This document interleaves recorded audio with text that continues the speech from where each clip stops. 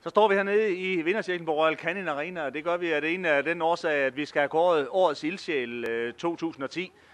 Hvert eneste år så er Travservice.dk og Breed Team 2000, så er de folkene og organisationerne bag den her kåring. Vi har Henrik Berg allerførst. Henrik, I er med på både det ene og det andet i øjeblikket, var med på gallaen, nu er I med på årets ildsjæl. Virkelig noget, som I brænder for det her? Jamen bestemt, vi betegner også os selv som ildsjæle, og dem er der jo mange af inden for travsporten, det er dem vi lever af, om man så må sige. Og når man snakker ildsjæl, så snakker man altså folk, som ikke er i organisationerne, som ikke tjener penge på det. Det er sådan der. Vi har jo lavet nogle regler om, at de mennesker, som er indstillet i år af de 8 væddeløbsbaner i Danmark, ikke må være lønnet af banerne, eller at de trænere, der er tilknyttet til banerne. Og derfor så har banerne som sagt fået lov til at indstille en person hver især.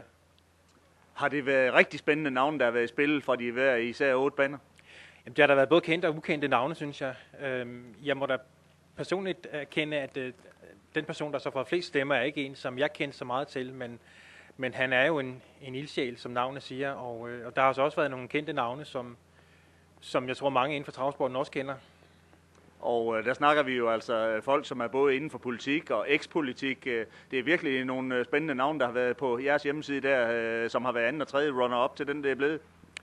Jamen ham, der bliver nummer 2, er jo så en venstrepolitiker, som sidder i Folketinget, og nummer 3, Anders Poulsen, som mange sikkert også kender, er jo også tidligere borgmester i Holstebro, så vidt jeg husker. Og, ja, men også en mand, som har lavet en del lobbyarbejde for travsporten.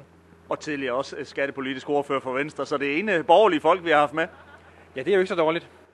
Vi skal også lige have Bo Jondal frem her til lige en kort kommentar, for Bo Jondal, han er repræsentant for det her Breed Team 2000, og Bo, du er faktisk også med den ene weekend efter den anden, og nu her på Fyn. Hvad er bevæggrunden for, at der er en opdrætter, der er med til at indstifte den her ildsjælpris? Nej, men det er nogenlunde de samme grunde, som Henrik Berg han har givet udtryk for. Altså, jeg synes, det er dejligt, at der er mennesker, som i det daglige vil beskæftige sig med vores sport, som vi alle sammen elsker, og uden at dermed ligefrem få kroner og øre ud af det. Så ja, det er bevæggrunden for det. Bo, det er efterhånden ved at være lidt år siden, at du stod med de blå bånd, Chopin Toftebjerg vandt. I år har du muligheden for som opdrætter at få en Pure Vacation ved Peter Untersteiner med i Derby. Rigtig spændende forår, der står for døren for den hest. Ja, det må jeg sige. Vi venter spændt her i år, om den lige kan kravle de sidste stykker meter op af stigen for at være med, hvor det gælder. Men man kan med næppe sige, at de præstationer, han har gjort indtil nu i Sverige, de har været rigtig gode. En 3-åring, der går ud og vinder 4 sejre i træk i Sverige, det tæller. Det er et rigtig stort løft. Nu hørte vi Henrik Berg sige, at der var et par stykker, der var runner-up til den ildsjæl, som det nu bliver lige om et øjeblik. Berg sagde, at han ikke vidste for godt, hvem Jens Rønnow Andersen er. Ved du det? Nej, det må jeg indrømme.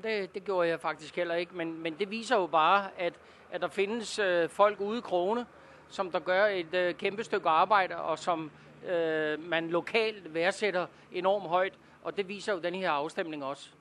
Spilheste.dk, det er jo det, som er årsag til, at Jens Rønnow Andersen han er kommet ind. Han havde 500-600 medlemmer med, som har spillet et par omgange. Det er jo selvfølgelig bevæggrunden for, at man synes, at det er det her, vi skal fordre. Lige præcis, og det er et kanoninitiativ, han har taget. Og inden jeg er gået herfra i dag, så skal jeg selvfølgelig også være med på Spilheste.dk. Sådan er det, og lad os så få ildsjælen fra 2010 frem her på podiet. Jens Rønnow Andersen, som netop er idémanden sammen med andre i Spilheste.dk. Hjertelig tillykke, Jens. Tak skal du have. Der har jo faktisk været lidt rift om din person her det sidste uges tid op til det her. Det er fordi, I starter en ny omgang nu her. Men tror du bare, det er det her spil, som har gjort, at du står her i dag? Nej, det tror jeg simpelthen ikke, det er. Vi gør jo mange forskellige ting for at fremme sporten. Jens, jeg kender dig som manden, som hvis man kigger ind på inderkredsene, så står der nogle odds-indikatorer rundt omkring. Jeg kender dig fra nogle håndholdte terminaler, hvor du har været rundt og hjælpe banerne med at få det her ting installeret. Du er simpelthen teknisk velbegavet på det sportslige plan. Det må jeg sige ja til, ja. Vi står for al servicen på alle banerne, Danske Spil har ansvaret for. Og netop det her med Danske Spil, for det er jo en af de her partnere, du har haft i det her Spilheste.dk, men du har jo hjælp af nogle stykker andre. Det er ret omfangsrigt, det er I gang med. Ja, alle banerne er jo med i det her Spilheste-projekt, og Danske Spil støtter selvfølgelig op om det også. Og så er vi en 10-12 stykker, der står bag Spil Heste, der har med det at gøre. Så det er lige så meget dem, der skal have stor tak for det her. Og sådan er det jo, og det her med de her spilleklubber, det er jo omsaggribende. Man hører jo, der popper en op både her og der, og det er vel vejen frem, ligesom det her med, at man er flere om at eje en hest, at det har man råd til. Det er helt sikkert, det er vejen frem. Vi kan i hvert fald se, at der er kommet en del nye til. Jens, jeg ved jo, at I havde på en storløbsdag i København kæmpe succes med at få en bon i hus. Der er man jo jublende lykkelig, når man får mange 100.000 ned i kassen. Det må man sige. Det var en god dag der. Og der var heldigvis en del af de medlemmer i Spil Heste, der var derovre også, så det blev en rigtig god dag, ja. Det håber vi kan gøre igen. Sådan er det jo. Her på Fyn i dag, der har Jørgen Juhl, amatør her på Fyn, lavet 2 heste klar til Birger Jørgensen og John K. Hansen. De har vundet de første par afdelinger i V65, og jeg formoder, du har spillet med også i dagens jackpot. Det har jeg. Og du er med efter de første 2 afdelinger? Desværre nej, jeg røg første på sektoren.